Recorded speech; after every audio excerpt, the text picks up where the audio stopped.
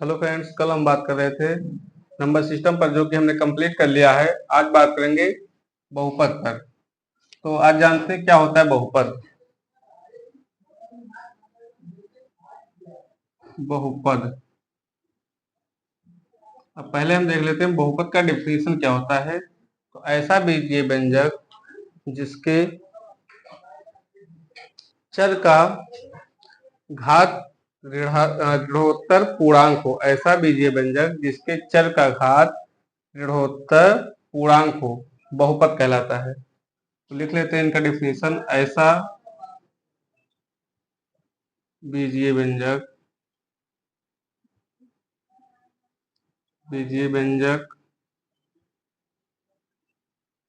जिस व्यंजक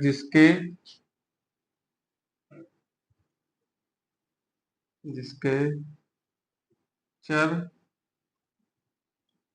का घात ऋणोत्तर पूर्णांक हो। ऋणोत्तर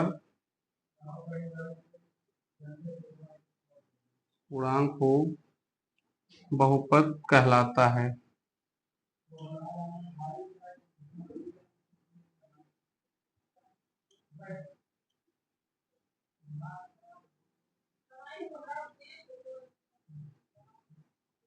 बहुपद कहलाता है।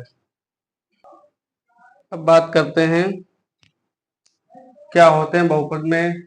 समीकरण लिख लेते हैं पहले। मान लो एक्स स्क्वायर प्लस 2x+3। अब इसमें बहुपद में चर भी होते हैं, अचर भी होते हैं। तो चर जो इसमें एक्स वाई जेड टर्म आते हैं इनको कहते हैं चर, और जो अंक आते हैं इनको कहते हैं अचर। तो पहले हम देख लेते हैं चर की डिफिनीशन क्या होती है, चर किसे कहते हैं।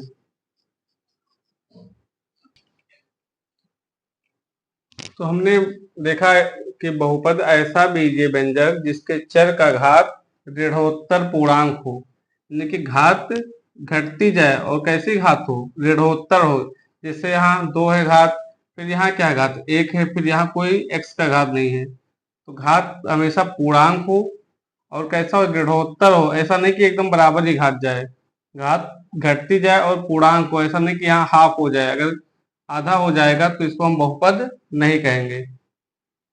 अब बात करते हैं चर पर। चर क्या होते हैं। चर किसी समीकरण में उपस्थित अज्ञात राशि को हम चर कहते हैं। जैसे यहाँ x का जो मान है वो डिसाइड नहीं कि x का वैल्यू क्या आएगा, लेकिन जो अचर हैं उनका वैल्यू डिसाइड होता है पहले से। तो किसी समीकरण में उपस्थित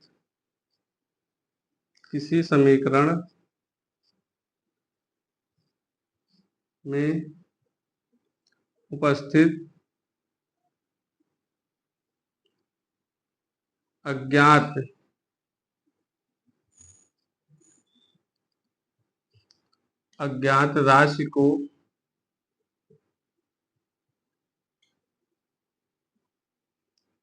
चर कहते हैं। चर कहते हैं।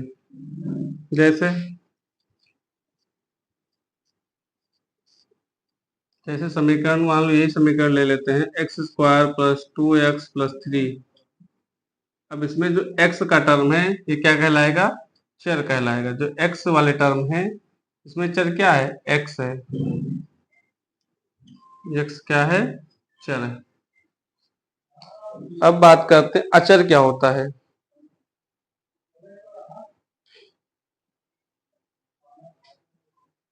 अचर क्या होता है।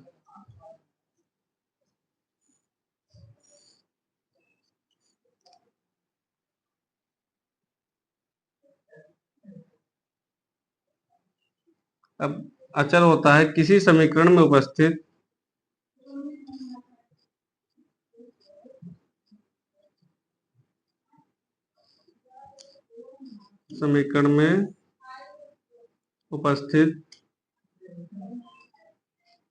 ज्ञात राशि को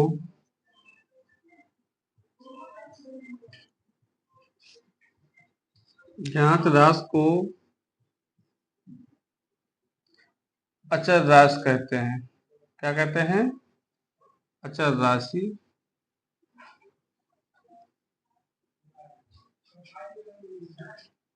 कहते हैं। जैसे यही समीकरण लेते हैं, x square plus 2x plus 3। तो इसमें जो ये 3 है, ये क्या है, कैसी राशि है, एक अचर राशि है। 3 हुआ, कोई भी अंक मान लो, 5 हो गया, 7 हो गया, तो ये सब कैसे हैं, अचर राशि हैं, क्योंकि इनका मान हमें पहले से पता है कि क्या है, 7 है, 5 है या 3 है। तो हम बात कर लिए हैं चर राशि और अचर राशि पर।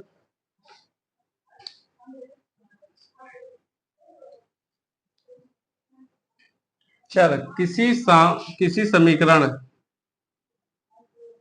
इसको समीकरण कर लेने, पूरा नहीं लिखा है। किसी समीकरण में उपस्थित अज्ञात राशि को चर कहते हैं। जैसे इस समीकरण में हमको x की वैल्यू पता नहीं है, जब हम निकालेंगे तभी हमको पता चलेगी। तो जिसकी वैल्यू पता नहीं होती उसको कहते हैं चर, और जिसकी वैल्यू हमको पता होती है पहले से उसको कहते हैं अचर। अब बात करते हैं क्या होता है बीजीय व्यंजक। क्या होता है बीजीय व्यंजक।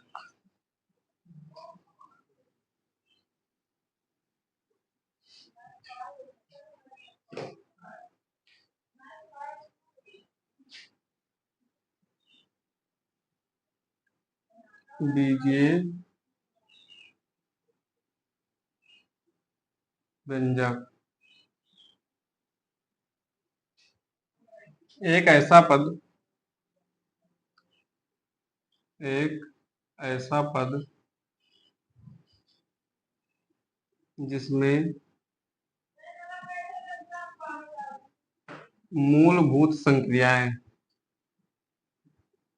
मूलभूत संक्रियाएं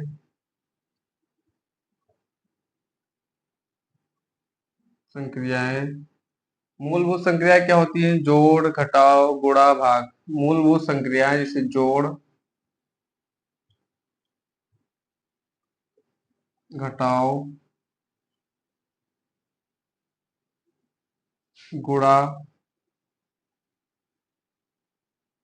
भाग सम्मिलित होते हैं, बीजीय व्यंजक कहलाते हैं।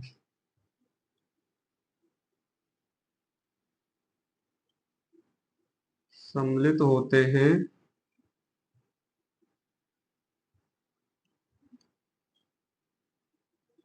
सम्मिलित होते हैं, बीजीय व्यंजक कहलाते हैं। तो एक ऐसा पद जिसमें मूलभूत संक्रिया जोड़, घटाव, गुणा, भाग सम्मिलित होते हैं, बीजीय व्यंजक कहलाते हैं। जैसे मान लो एक्स स्क्वायर, अब इसमें हम प्लस भी ले सकते हैं और टर्म जोड़ सकते हैं, जैसे 3x -7 कर सकते हैं। तो ये क्या है, बीजीय व्यंजक है। तो एक ऐसा पद जिसमें मूलभूत संक्रियाएं जैसे जोड़, घटाव, गुणा, भाग सम्मिलित होते हैं, बीजीय व्यंजक कहलाते हैं।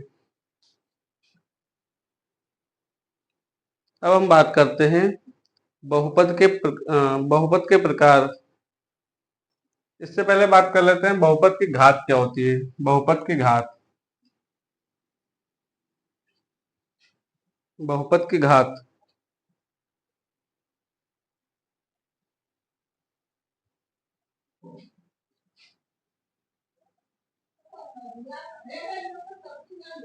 बहुपद की घात क्या होता है, बहुपद की घात। तो किसी बहुपद में चर के उच्चतम घात को बहुपद की घात कहते हैं। किसी बहुपद में किसी बहुपद में चर की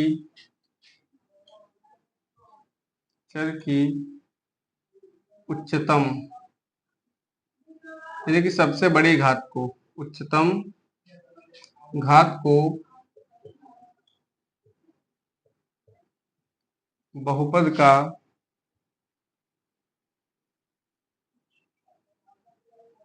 का घात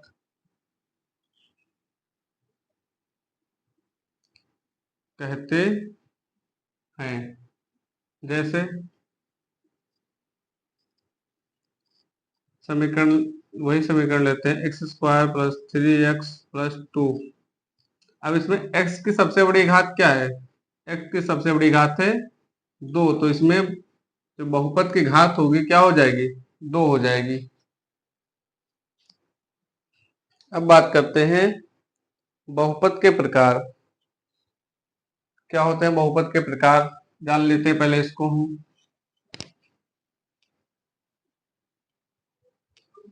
इस सारी थ्योरी अगर हम पहले कंप्लीट कर लेंगे तो सवाल करने में हमको कोई दिक्कत नहीं आएगी। बात करते हैं बहुपद के प्रकार।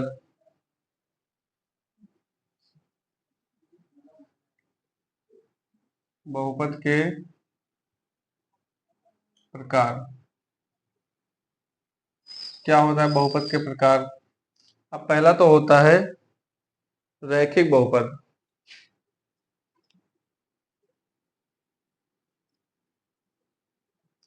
रैखिक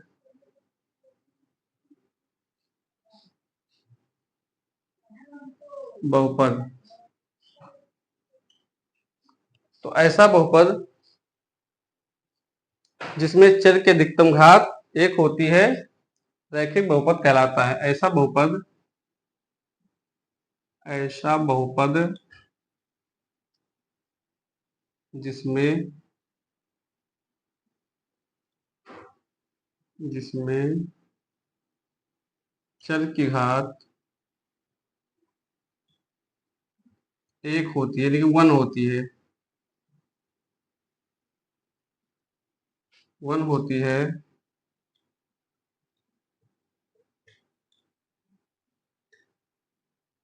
रैखिक बहुपद कहलाता है। जैसे मान लो x+3, अब यहाँ x का पावर क्या है? 1 है, फिर दूसरा लिख सकते हैं 3x+2। तो इस प्रकार के बहुपद को हम कहेंगे रैखिक बहुपद। अब बात करते हैं द्विघाती बहुपद। द्विघाती बहुपद,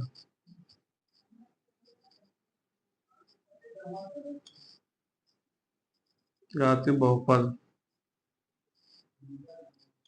तो ऐसा बहुपद जिसमें चर की घात 2 होती है द्विघाती बहुपद कहलाता है। ऐसा बहुपद ऐसा बहुपद जिसमें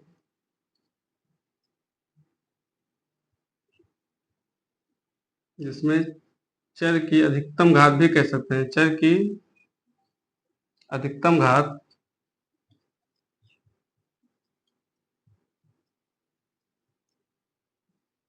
अधिकतम घात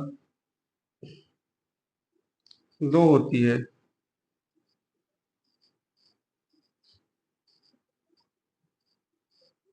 होती है द्विघाती बहुपद कहलाता है। जैसे x² plus x+3, 5x² plus 6x+2। तो ये सब बहुपद कैसे हैं? द्विघाती बहुपद है। अब बात करते हैं त्रिघाती बहुपद। अब बात करते हैं त्रिघाती बहुपद की।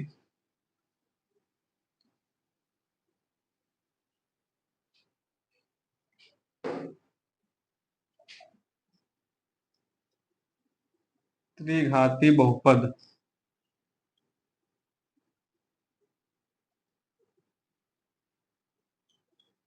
तो ऐसा बहुपद जिसके चर की घात अधिकतम 3 होती है त्रिघाती बहुपद कहलाता है। ऐसा बहुपद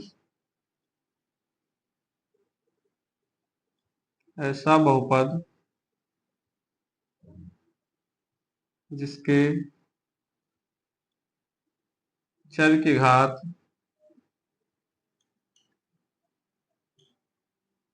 चर की घात चर की अधिकतम घात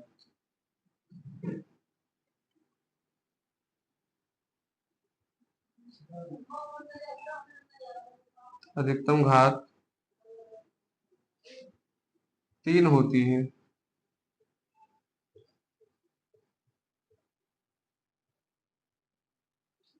त्रिघाती बहुपद कहलाता है।